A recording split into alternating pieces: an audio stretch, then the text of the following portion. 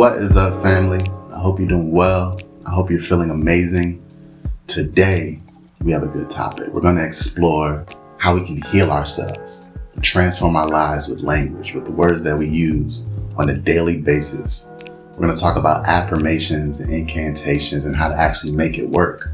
I'm sure some of you might have heard of positive affirmations, maybe incantations, and maybe you've tried it in your life and not seen much change or much real benefit from it. Well, there's actually a scientific reason for why that may be the case, so we'll get into that as well.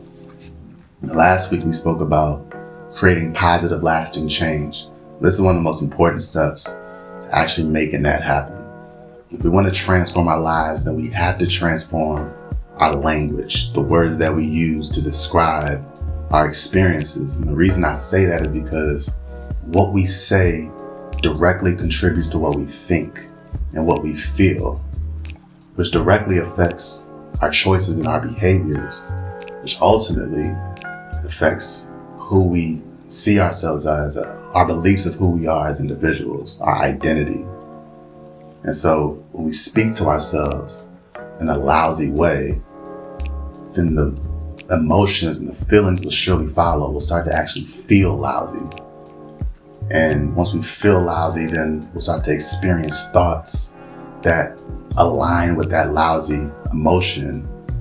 And once we're feeling lousy and crowded with lousy thoughts, then most likely we're going to make some lousy decisions. And at that point, we will have all the evidence that we need to prove to ourselves that we are indeed lousy. And now the opposite is also true. When we speak life to ourselves, then we start to experience emotions that give us more life. We start to experience thoughts that align with those life-giving emotions. We start to make choices and decisions that are life-giving. We serve and we love with ease and conviction. And our entire lives are transformed, and in turn, we're able to transform the lives of others. And that, my friends, is the power of words. But the problem that we run into is we try these positive affirmations and we hear about, the benefits of them. So we go into the mirror and we go, I am confident. I am abundant. I am beautiful inside and out. And for whatever reason, it doesn't connect. Our words are not connecting with ourselves. We don't feel what we're saying. And it sort of feels like we're lying to ourselves. And, it's difficult. And because we're not in a state to actually align with the words that we're saying, the thought doesn't quite make it inside. And so we don't really experience any change in our life, and it can be difficult. Something like this happened with me. My father, he taught me an affirmation at a very young age. I was shy. I didn't really have a whole lot of confidence in myself, but this affirmation absolutely changed my life.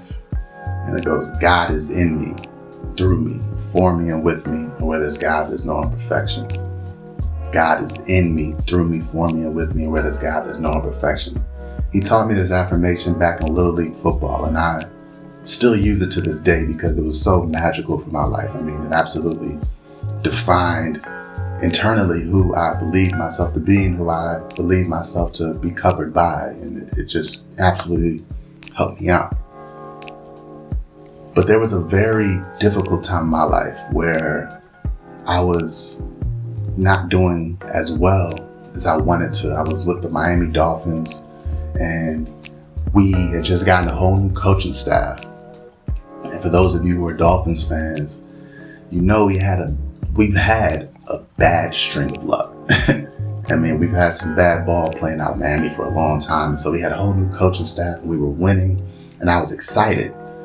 And for whatever reason that year, it was the most injury-prone year I experienced. I was injured left and right, and it affected me on so many levels. It affected me physically because my knee was swelling up twice a week. I had to get it drained 3 times a week just to play on Sunday. I was in pain. I was in the training room all the time.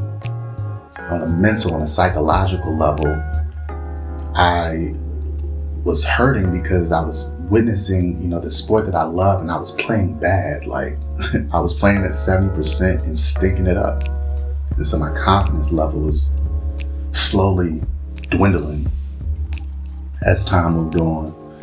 And, it was a tough time. And I remember a specific game. We were playing the Steelers, and they're a great team, as you all know. They were good, and I wasn't really healthy. And I remember really pushing it to play that game. And I have a specific routine that I use every time we run out the tunnel, right at the beginning of the game. I go right to the bench and close my eyes and I repeat that affirmation. God is in me, through me, for me, and with me. I repeat it over and over and over again.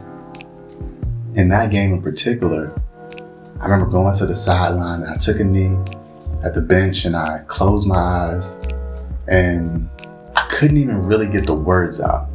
I didn't even get that far into it. I couldn't even go that far into the affirmation I was saying my entire life because I didn't feel it. And I actually started to feel fear and a whole new sense of uncomfortableness is the best word to use. And I remember I started to have to hold back tears because it was one of the first times in my life where I actually didn't believe myself when I said it.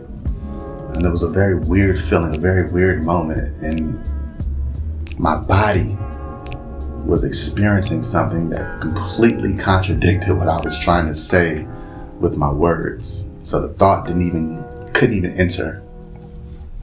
And it's like that sometimes. And it can be tough. It's kind of like Dialup Internet.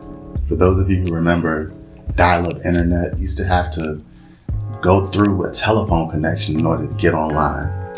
And so if you were trying to get on the internet, somebody else in the house was on the house phone, it just wasn't going to work out. You wasn't going to be able to get on. So if mama needed to call somebody and talk, then you wasn't going to get your games played in the internet. And that's what I was doing. I was going on there to play some games and do stuff I probably shouldn't have been doing. But that's how Dial-Up Internet worked. And on the flip side, when nobody was on the phone, smooth sailing, you get right on into the internet. And that's kind of how it is. If you think of the internet as our subconscious mind, when we try to use positive affirmations and we're not in a state to receive it, it's kind of like trying to dial up internet. It's trying to like go onto the internet and someone else is on the phone and it's just yapping. And that's our analytical mind. We're trying to get onto our World Wide Web and there's just a voice that's just blocking. It's just blocking it.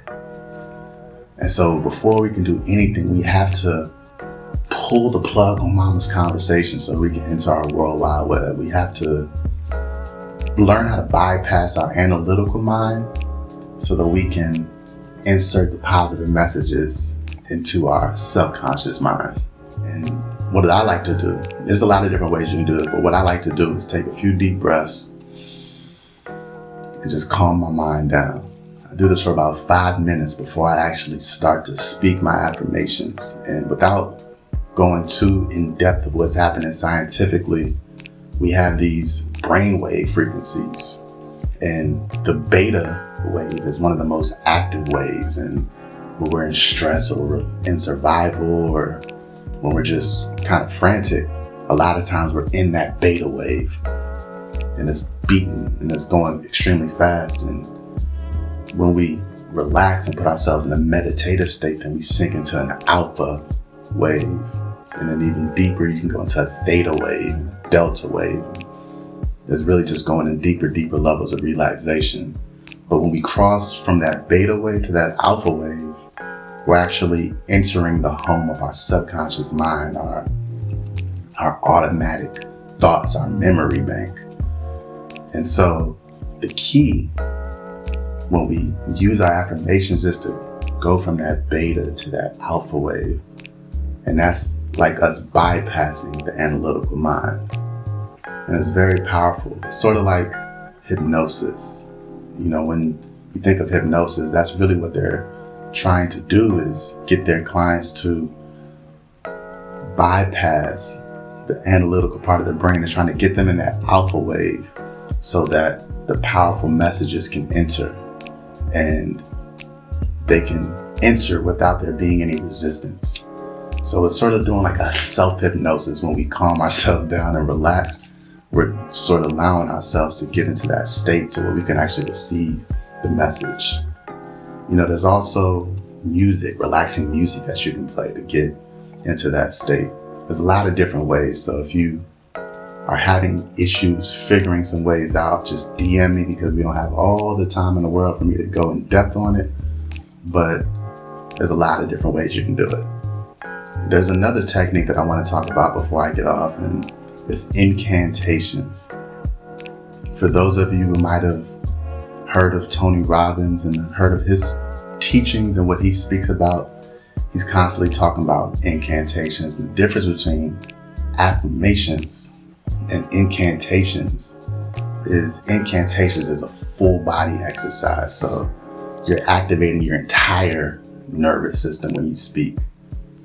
And so you say the positive affirmations, but it's a full body. You're just going for it.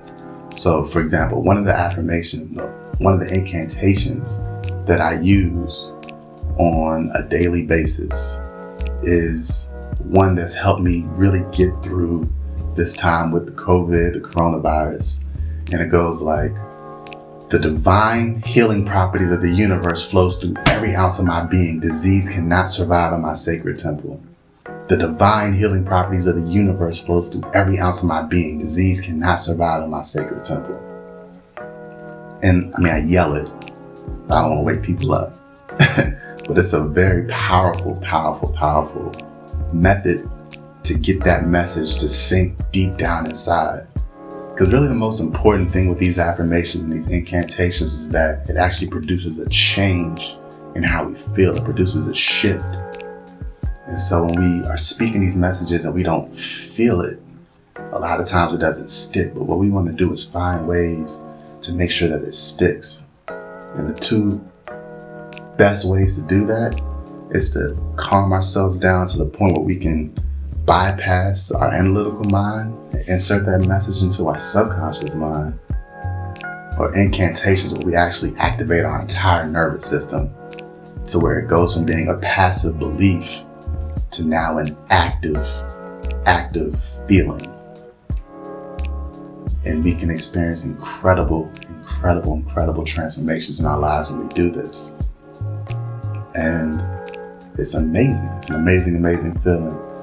And so, yeah, let's definitely keep in contact with the words that we're using. Let's understand what is coming out of us and understand the power of the words that are coming out of us, and use it to transform our lives, and not to beat ourselves down, not to help us feel more lousy, but let's wake ourselves up to new possibilities, wake ourselves up to a new way of thinking, a new way of feeling, a new way of believing, so that we can make choices that empower us, so we can make choices that bring us closer to the identity of who we want to become. The power of words, let's sink it in deep so we can make moves and make all the things happen in life that we want to. And that is all for today. I love y'all and I appreciate you all listening. Talk to y'all later. Peace.